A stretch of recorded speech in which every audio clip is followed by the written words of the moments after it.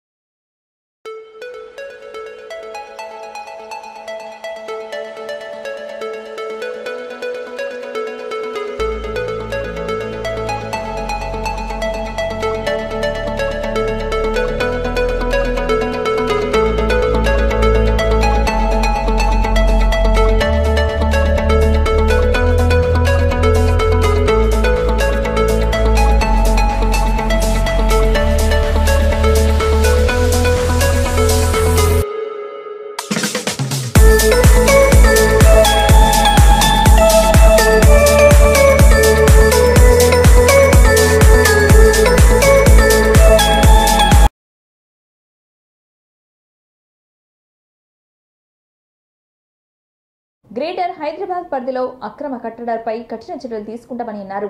Hydraa commissioner ఏవి రంగనాథ్ హెచ్చరించారు. GHMC పరిధిలో చెరువులు, కుంటలు అక్రమాలను గుర్తిస్తున్నామని అన్నారు. చెరువుల అక్రమాలు అడ్డుకోకపోతే హైదరాబాద్ భవిష్యత్తు ప్రశ్నార్థకంగా మారుతుందని అన్నారు. రంగనాథ్ త్వరలో ప్రభుత్వం హైడ్రాకు పెద్ద ఎత్తున సిబ్బందిని నియమిస్తుందని చెప్పారు. ప్రజల నుంచి హైడ్రాకు వందల సంఖ్యలో ఫిర్యాదులు వస్తున్నాయని వివరించారు. దశల వారీగా హైడ్రా పనిచేస్తుందని చెప్పారు.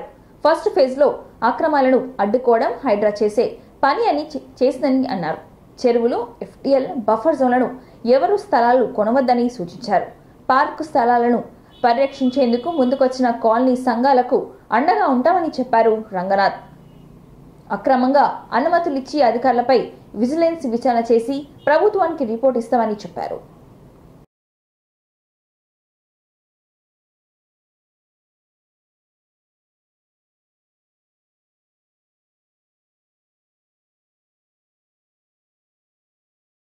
That is,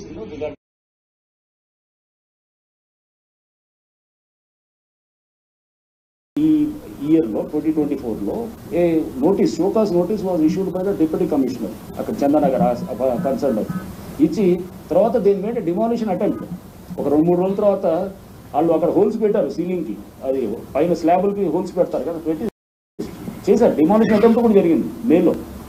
అయిన తర్వాత కూడా అంటే అతను ఓసీ కూడా మార్చిలో తెచ్చుకున్నాడు. ఏది బిల్డింగ్ కాకముందే కూడా అక్కడ ఉన్నటువంటి డెవలపర్ ఓసీ కూడా వచ్చింది. అంటే దానికి లిఫ్ట్ లేదు, డోర్లు ఇప్పటికీ డోర్లు లేవు, ఇప్పటికీ లిఫ్ట్ లేదు, అయినా కానీ ఓసీ వచ్చింది. ఓసీ ఎప్పుడు ఇస్తారు? ఒక రోజు ముందు వెళ్ళే ముందు ఆక్యుపెన్సీ ముందు ఇస్తారు. బట్ అతను మార్చిలోనే వచ్చిందన్నమాట. అయిన తర్వాత సరే the made attempt of demolition చేయాలని చూశారు. చూసిన తర్వాత అది సరే మళ్ళీ ఆగింది. అతను ఎక్కడ కోర్టుకు పోలేదు, ఏం లేదు, ఏం జరగలేదు. మళ్ళీ ఇప్పుడు మీ మేడే డిమాలిషన్. బఫర్ జోన్లో how can you do a construction and నీకు ఇచ్చింది పర్మిషన్ ఒక లెవెల్ అయితే కనుక దాని మీద ఇంకో నీకు అంతస్తులు ఎక్కువ వేసినారు, వేసి ఇష్టం అనమాట. అంటే మీరు ఇష్టారాజ్యంగా చేస్తుంటే కనుక డెఫినెట్గా హైడ్రా అనేది ఏజెన్సీ పెట్టింది అందుకోసం. ఇట్లాంటి వాటిలందరి మీద ఖచ్చితంగా యాక్షన్ తీసుకోవడానికి ఉంటుంది. సో దీన్ని చేసేటప్పుడు మేము వీఆర్ ఫీల్డ్ లెవెల్లో యాక్షన్ అనేది ఖచ్చితంగా హైడ్రా అనేది వీళ్ళు కాన్సన్ట్రేట్, వీళ్ళు try to show results on the ground. Public నుంచి అక్కడికక్కడ మనకి స్పాట్లో అర్థమైపోతుంది ఏంటి ఇది ఎక్కడ ఆక్రమణ, ఏంటి ఇది ఏం జరిగిందని అర్థమైనప్పుడు దాంట్లో మనం కొన్ని ఫాలో అవ్వాల్సిన లీగల్ ప్రాసెస్ ఉంటే కనుక ఉంటుంది. కొన్ని చోట్ల అవసరం కూడా ఉండదు అన్నమాట. మీకు క్లియర్గా ఉన్న చోట్ల ఆల్రెడీ ఇక్కడ షోకాస్ నోటీసులు ఇచ్చారు, ఆల్రెడీ డిమాలిష్ ఉంటుంది, మళ్ళీ ఇంకా నోటీసులు ఎందుకు ఇస్తారు? ఆల్రెడీ అన్నీ జరిగినాయి కదా. సో చేసిన తర్వాత అతనేం చేయలేదు, సో చేస్తారు. So we might prosecute them criminally also, అది కూడా ఉంటుంది. నా మీద వచ్చింది బిల్డింగ్, దానికి లీగల్ నోటీసులు ఇవ్వటం ఏం చేయాల్సి వస్తుంది, ప్రాసెస్ ఉంటుంది, ఖచ్చితంగా ఫాలో అవ్వాల్సి వస్తుంది.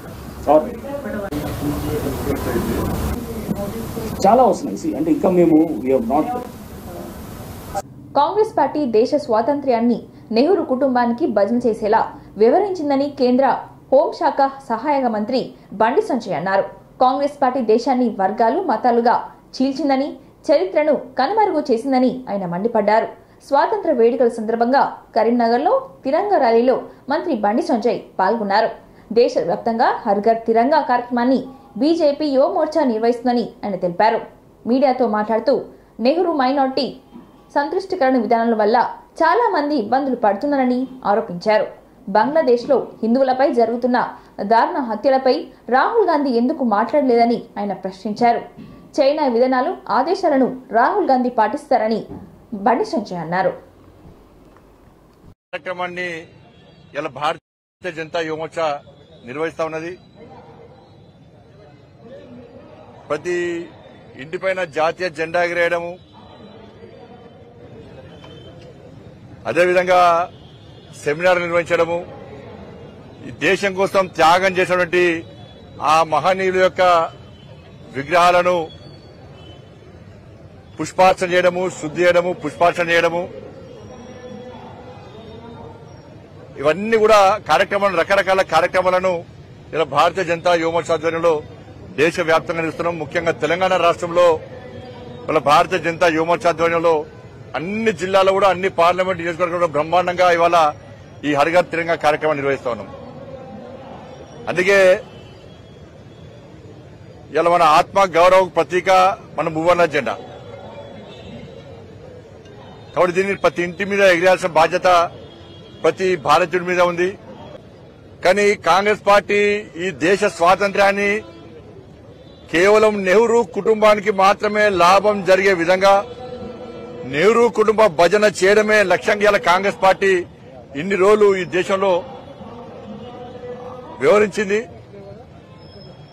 చరిత్రను తెరమరుగు చేసే ప్రయత్నం కాంగ్రెస్ పార్టీ చేసింది. అందుకే భారతీయ జనతా పార్టీ ఎట్టి పరిస్థితుల్లో చరిత్రను తెరమరుగు చేసే ప్రసక్తి లేదు.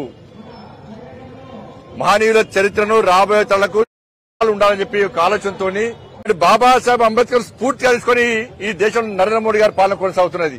దానికి నిలువెత్తు నిదర్శనం 370 ఆర్టికల్ రద్దు. ఇలా జమ్మూ కాశ్మీర్ భారతదేశంలో అంతర్భాగం అని చెప్పి కాంగ్రెస్ పార్టీ భావించకపోవడం వల్లనే 370 ఆర్టికల్ ఇన్ని రోజులు కాంగ్రెస్ పార్టీ రద్దు చేయలే. ఇటువంటి అమెరికా భాష అంకుల్ చాంపిటోట భాష, అమెరికా భాష రాహుల్ గాంధీ మాట్లాడుతుంది. వాళ్ళ మన భారత జాతి యొక్క ఐక్యతను ప్రదర్శించాలి. భారతీయులు అందరము ఒక్కటైనటువంటి విధానాన్ని, ఒక నినాదాన్ని ప్రపంచానికి మూవన్నర జెండా ఎగిరేయండి. సోషల్ మీడియా ద్వారా మీ యొక్క దేశభక్తిని చాటండి. ఇక్కడే ఉండదు. కరీంనగర్ జిల్లా కలెక్టరేట్ ఆడిటోరియంలో ప్రజావాణి కార్యక్రమంలో ప్రజలు దరఖాస్తులను స్వీకరించారు. జిల్లా collector Pamila Satpathy, additional collector Lakshmi Kiran, Praful Desai, జిల్లా అధికారులు ప్రజల నుండి వచ్చిన దరఖాస్తులను స్వీకరించారు.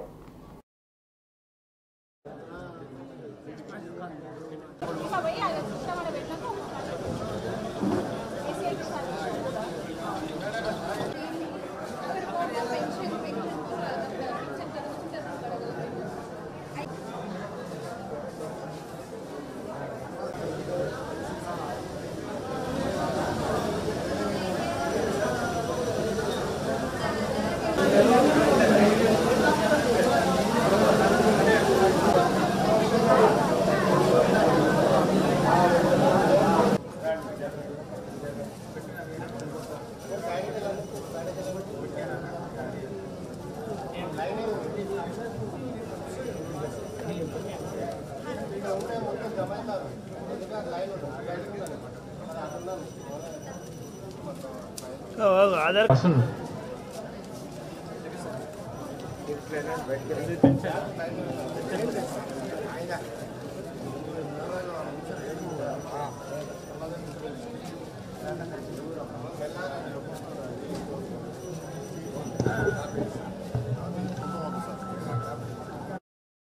Superintendent SCRWS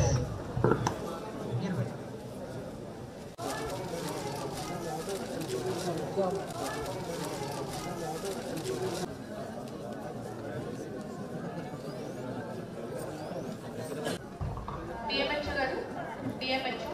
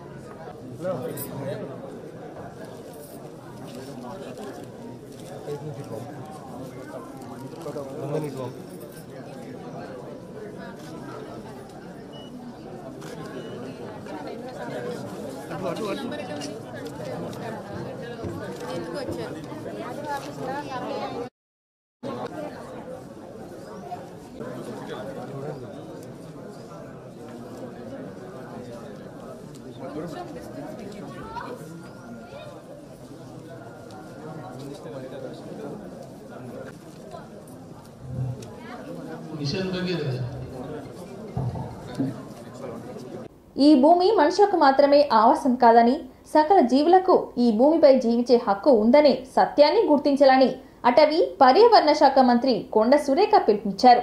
ప్రపంచ ఏనుగుల దినోత్సవాన్ని పురస్కరించుకొని కర్ణాటక రాష్ట్ర రాజధాని బెంగళూరులో నిర్వహించిన international conference on human elephant conflict management సదస్సులో అటవీ పర్యావరణ శాఖ మంత్రి కొండ సురేఖ పాల్గొన్నారు.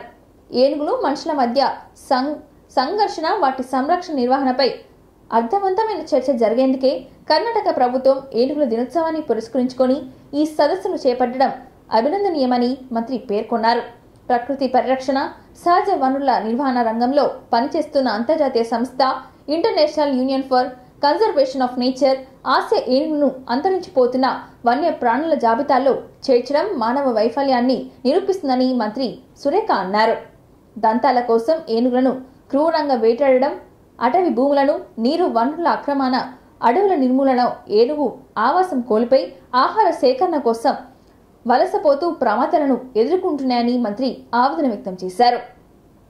ఏనుగుల ఆవాసాల్లో అటవీ సంపదను, నీటి వనరులను మెరుగుపరచడం, ఏనుగుల పంట పొలాల్లోకి, జన వాసాల్లోకి వచ్చినప్పుడు సమయవనంతో వివరించడం ద్వారా అవి ప్రమాదాలకు లోను కాకుండా నివారించవచ్చని మంత్రి కొండ సురేఖ పేర్కొన్నారు. ఈ కార్యక్రమంలో కర్ణాటక రాష్ట్ర ముఖ్యమంత్రి సిద్ధరామయ్య, డిప్యూటీ సీఎం డీకే శివకుమార్, అటవీ శాఖ మంత్రి ఈశ్వర్, పలు రాష్ట్రాల అటవీ శాఖ మంత్రులు, పలువురు దేశ విదేశాలకు చెందిన అటవీ రంగ నిపుణులు, రీసెర్చ్ స్కాలర్లు, పలువురు పౌర సమాజ సంస్థకు చెందిన ప్రతినిధులు తదితరులు పాల్గొన్నారు.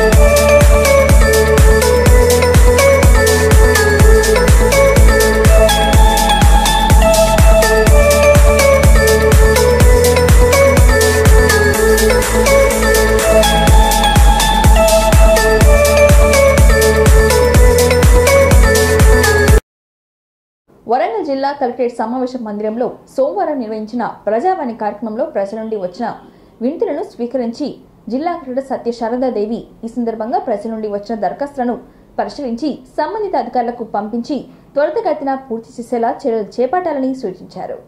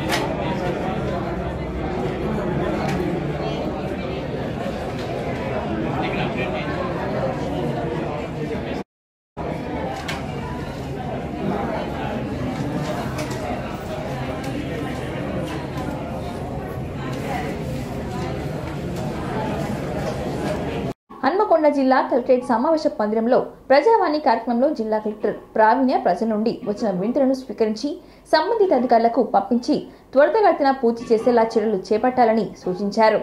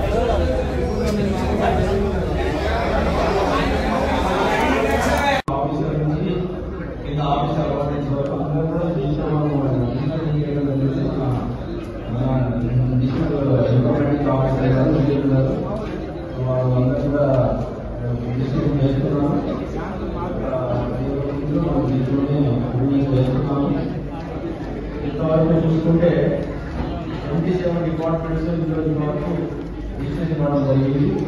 381 employees.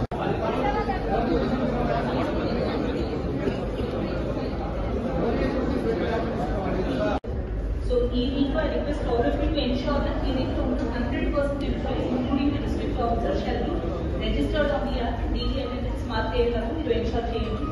District officers morning half మీరు ఫీల్డ్కి వెళ్ళారని పోస్ట్ నుంచి 3 to 5 విజిటర్స్ టైం డెఫినెట్గా ఆఫీస్లో ఉండాలి కాబట్టి ఆ టైం అట్లీస్ట్ మీరు వచ్చినప్పుడు అటెండెన్స్ మార్క్ చేయాలని రిక్వెస్ట్ చేస్తున్నాను. సో దీంట్లో చాలా కేసుల్లో ఫర్ ఎగ్జాంపుల్ మన కలెక్టరేట్ రెవెన్యూ సైడ్ నుంచి 62 to 35 అటెండెన్స్ మార్క్ చేశారు, డిఆర్డీ 54లో 34 మార్క్ చేశారు. సో రిజిస్టర్ అయిన వాళ్ళందరూ కూడా మార్క్ చేసేలా ఉండండి. అండ్ ఇది మీకు మాకనే కాదు, మీకు కూడా యాజ్ అన్ హెచ్ఓడి నేను మార్నింగ్ ఫీల్డ్కి వెళ్ళినప్పుడు మరి మీ స్టాఫ్ ఆఫీస్కి వచ్చారా లేదా మానిటర్ చేసుకోవడానికి it will be helpful. So please use this facility.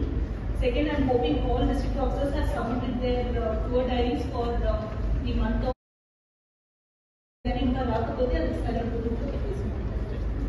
Kamareddy BJP జిల్లా కార్యాలయంలో పట్టణ కార్యవర్గ సమావేశం నిర్వహించారు. అవినీతి రహిత కామారెడ్డి కోసం ప్రతి బీజేపీ కార్యకర్త ముందుకు రావాలని కామారెడ్డి ఎమ్మెల్యే వెంకటరమణారెడ్డి అన్నారు. ఈ సందర్భంగా కామారెడ్డి ఎమ్మెల్యే మాట్లాడుతూ రేషన్ దుకాణం డీలర్లు కేటాయింపులో ఎలాంటి అవకతవకలు జరిగినా సహించేది లేదని అన్నారు. దరఖాస్తు చేసుకుని వ్రాత పరీక్ష, మౌఖిక పరీక్షల్లో అర్హత సాధించిన వారికి మాత్రమే రేషన్ షాపు కేటాయింపు ఉంటుందని అన్నారు. వేరే నియోజకవర్గంలో కేటాయింపు ప్రక్రియ ఎలా జరుగుతుందో తెలియదు కానీ కామారెడ్డి నియోజకవర్గం పరిధిలో 25 రేషన్ దుకాణాలకు గాను ఒక్క రేషన్ షాపు డీలరు నియామకంలో కూడా అవకతవకలు జరగదని అన్నారు. అవినీతి రహిత కామారెడ్డి కోసం ప్రతి బీజేపీ కార్యకర్త ముందుకు రావాలని అన్నారు. అందుకోసం ఒక్క ఎమ్మెల్యే గెలిస్తే సరిపోదు, తనతో పాటు కౌన్సిలర్లు, సర్పంచ్ వంటి స్థానిక నాయకులు కూడా బీజేపీ వారు గెలిస్తేనే సాధ్యమవుతుందని అన్నారు. కామారెడ్డి నియోజకవర్గంలో అది రేషన్ షాపులు కానీ, అది కాంట్రాక్ట్ ఎంప్లాయీ కానీ, అది అవుట్సోర్సింగ్ ఎంప్లాయీ కానీ, అది వాళ్ళ క్యాలిబర్ని బట్టే వస్తుంది. కానీ కార్యకర్తనో లేకపోతే నాయకుడనో లేకపోతే మనోడనో ఇప్పిస్తాడు అనే భావన పెట్టుకోవద్దు దయచేసి అని చెప్తున్నాం. అన్న మనం గెలిచింది మనల్ని వాళ్ళు గెలిపించింది ఒక్కటే ఒక పని కోసం, ప్రజల కోసం, పని కోసం. ప్రజలకు పని చేయడానికి మనం ప్రయత్నించినాం. ఆ ప్రజలలో మనం కూడా ఉంటే మన క్యాలిబర్ ఉంటుంది, వస్తుంది. కానీ మనం ప్రత్యేకంగా కార్యకర్త లాభం కోసమో లేదా వెంకటరమణారెడ్డి లాభం కోసమో ప్రజలు గెలిపించలేదు. ప్రజలకు మంచి చేస్తారు అని చెప్పి మిమ్మల్ని నమ్మి నన్ను గెలిపించారు. ఆ నమ్మకం నమ్మకంగానే ఉండాలా, ఇంకా ఎదగాల. కాబట్టి ఆ పార్టీ చెప్పింది, వీళ్ళు చెప్పారు, వాళ్ళు చెప్పారు, పైసలు ఇచ్చారు, ముడుపులు ముట్టినాయి, మొత్తం మీద అయితే రేషన్ షాపులు ఫైనల్ అయినాయి, అది ఇదని అనుకుంటున్నారు. కానీ ఏది జరగదు. అధికారులకు చెప్పిన ₹1 చేతి మారి తప్పుడు వ్యక్తికి రేషన్ షాప్ వచ్చినా, ఉద్యోగాలు వచ్చినా నేను మాత్రం ఊరుకునే ప్రసక్తి లేదు. పైసల మార్పిడి జరగడానికి వీలే లేదు. నీతిగా నిజాయితీగా ఎగ్జామ్ కండక్ట్ చేసి రోస్టర్ మార్కులు వేసి ఎవరికి రావాల్సింది వాళ్ళకే చెందాలా, వాళ్ళు ఎవరనేది కూడా అవసరం లేదు అని చెప్పినాం. కాబట్టి మీరు కూడా అర్థం చేసుకోవాలా. చాలామందికి అదొక సమస్య ఉంది, అరే ఈయనతో నుండి ఇది ఇప్పాడు అది ఇప్పాడు అన్న. మస్తు పనులునే చేసేటి, జనానికి చేసినాక మనకు రావాల్సింది ఆ భగవంతుడు ఇస్తాడు, మనం చేసుకోవచ్చు. కానీ జనానికి వారు ఓటేసి గెలిపించినటువంటి మిమ్మల్ని నమ్మి నన్ను గెలిపిస్తే మనము ప్రజల కోసం పనిచేయాలి తప్ప మన పైరవుల కోసం పనిచేయద్దు. ఒకవేళ మన పైరవుల కోసము మనం పని చేసుకొని మనం గెలిచినట్టు అయితే ప్రజలను పిచ్చోళ్ళని చేసినట్టు అవుతుంది. వేరే పార్టీలకు మనకు తేడా లేకుండా అవుతుంది. ఇది ముఖ్యంగా కార్యకర్తలు గమనించాలా. ప్రతి కార్యకర్త ఏమనుకుంటే నేను మాట్లాడగానే ఫీల్ అవుతున్నారు. అది కాదు, నేను మాట్లాడింది నిజం. రానున్న కాలంలో అది బలం, అదే కరెక్ట్గా మనల్ని నిలబెడుతుంది. అంతే తప్ప అందరు తిరిగా మనం కూడా చేస్తే ప్రజలు ముందట అనకపోవచ్చు, కానీ 74 కొడితే ఎట్లయిందో అట్లనే అవుతాం. రేపు మనం కూడా గంతే అవుతాం. కాబట్టి అట్లాంటి పరిస్థితి రావద్దనేదే కోరుకుంటున్నా. నిజంగానే మనకు కాలిబర్ ఉంది, వస్తుంది.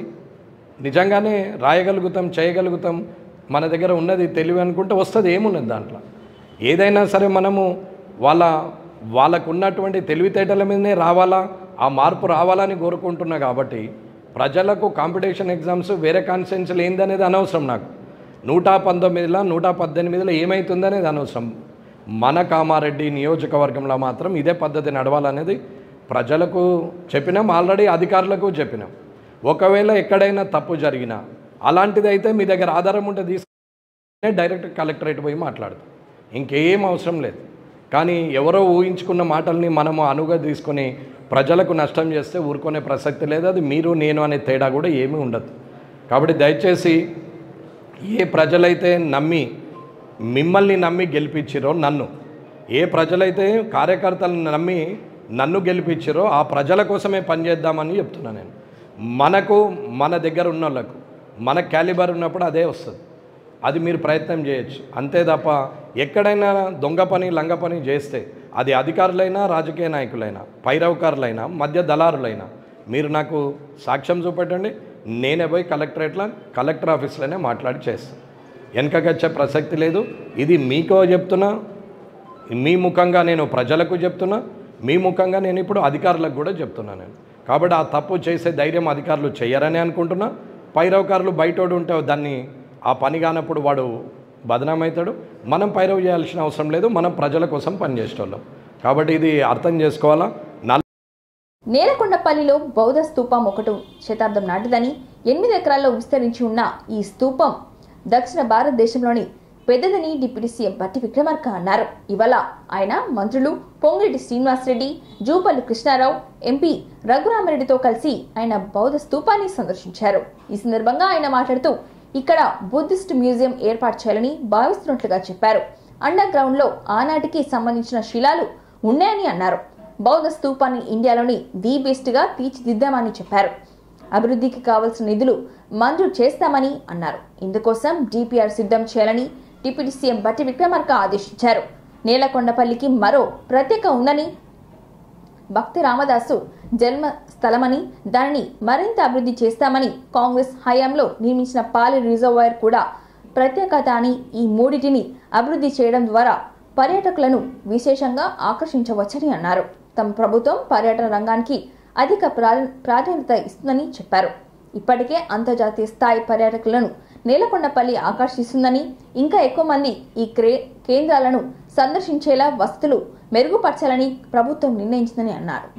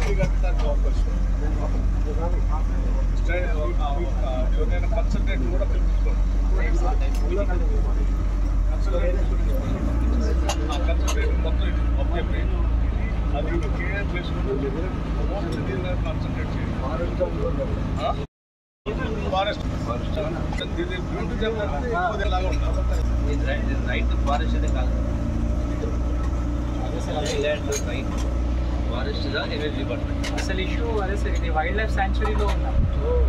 సో ఆ రోడ్ కూడా ఏదైనా ఇప్పుడు మనం కాటేజెస్ చూస్తాం సార్, దాంట్లో 800 మీటర్ ఆగింది. సో నేను బతుకుతున్నాయి, బతికిస్తున్నాయి, మనకి అప్పులు పెడుతున్నాయి. మనం ఇంత సుసంపన్నమైనటువంటి భారతదేశం చిన్న చిన్న టూరిజం దేశాల దగ్గర నుంచి మనం ఆశించాల్సినంత గతి మనకు అక్కర్లేదు. మన దగ్గర అంతకంటే వాళ్ళ తాత జేజమ్మన్ లాంటి సైట్లు ఉన్నాయి. కాబట్టి దయచేసి జూపల్లి గారి ఆధ్వర్యంలో ఆయనకి కొల్లాపూర్ కోట చూశాను నేను. 4 రోజులు ఆయన ఎలక్షన్ పోయి అక్కడే ఉన్నా. చాలా మీరు ఉదయం భోజనం పదే పదే మాకున్న పరిచయంతో టూరిజం మంత్రి గారికి పాండురంగాపురం కనెక్ట్ చేశారు. భద్రాద్రి ఉప ముఖ్యమంత్రులు దాన్ని కూడా అన్ని రోప్ వే చేస్తాం. ఇందులో దీంతో పాటుగా ఈ టూరిస్ట్ రప్పించాలంటే మొదటగా ఎక్కడి నుంచి మొదలు కావాలి అంటే ప్రజాప్రతినిధుల నుంచి మొదలు కావాలి. కాబట్టి ప్రతి జిల్లాలో ప్రతి వారం ఒక కార్యక్రమం పెట్టుకొని ఆ జిల్లాలో ఉన్న మంత్రులు, శాసనసభ్యులు, ప్రజాప్రతినిధులు అందరినీ కూడా రప్పించి ఇందులో పాల్గొనట్టు చేసి తద్వారా రాష్ట్ర ప్రజానికి ఒక మెసేజ్ పంపించే కార్యక్రమం చేస్తూ ఈ రోజున అన్ని వర్గాల ప్రజలు ఇలా చాలామంది తెలియదు పాపం, అంటే ఇటువంటి ఉన్నాయని కూడా తెలియదు. ఇలా గ్రామీణ యువత కూడా కొంత పక్కదారి పడతా ఉన్నారు. అట్లాగే టూరిజం శాఖ మార్చులు దాని వెంటనే పరిగణలో తీసుకుని శాంక్షన్ చేస్తున్నానని చెప్పడం నిజంగా సంతోషించదగినటువంటి పరిణామం. దానికి కావాల్సిన నిధులను కూడా రకరకాల మార్గాల నుంచి సమీకరించి వాటికి కావాల్సిన నిధులను కూడా ఏర్పాటు చేసే ప్రక్రియకు కూడా ప్రణాళిక తయారు చేయడం జరిగింది. సో రోప్వే సంబంధించినంతవరకు దాదాపు త్వరలోనే పనులు ప్రారంభమవుతాయి. కొన్ని నెలల్లోనే పూర్తి చేసే కార్యక్రమం కూడా మొదలవుతుంది. లేకపోతే దీంతో పాటు టూరిజం శాఖ మంత్రులు చెప్పినట్టు ఆయా జిల్లాల్లో ఉన్నటువంటి మంత్రులు కానీ శాసనసభ్యులు కానీ దేదీప్యమానంగా భట్టి గారు చెప్పినట్లుగా ఎండోమెంట్స్, ఇరిగేషను, ఫారెస్ట్, దీనికి అనుబంధ రంగాలకు ఉండేటటువంటి అందరికీ హృదయపూర్వక నమస్కారం. సమన్వయంతో మీ టూరిజం డిపార్ట్మెంట్ ఈడీ గారు వచ్చారా? ఇటీవల పెద్దాపూర్ గురుకుల పాఠశాలలో పాము కాటుకు గురై మృతి చెందిన విద్యార్థి అనిరుద్ధ్ కుటుంబ సభ్యులను ఎల్లారెడ్డిపేట్ మండలం రాచర్ల బొప్పాపూర్లో బీఆర్ఎస్ వర్కింగ్ ప్రెసిడెంట్ కేటీఆర్ పరామర్శించి మీడియా సమావేశంలో మాట్లాడారు.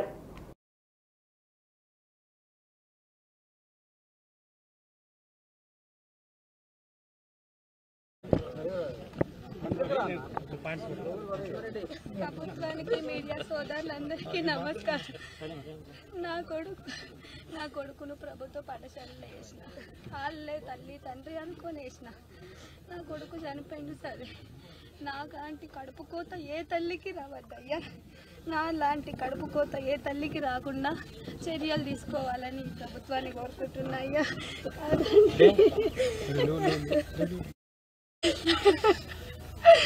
అయ్యో నా కొడుకు నువ్వు చచ్చి 10 మందిని బతికించయ్యా. నేను అదే కోరుకుంటున్నదా, నేను అదే కోరుకుంటున్నా. అదే అయ్యారు నా కొడుకు తరపున కంటే.